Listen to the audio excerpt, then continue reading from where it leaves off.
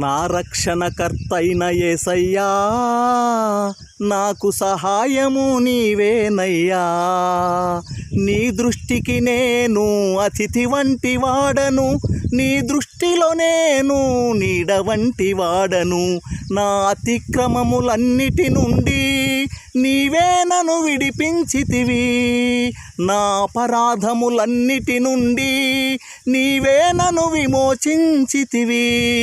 నీ కృపా సత్యములు నన్ను కాపాడుచున్నవి, నీ రక్షణ సత్యము నేను ప్రకటించుచున్నాను.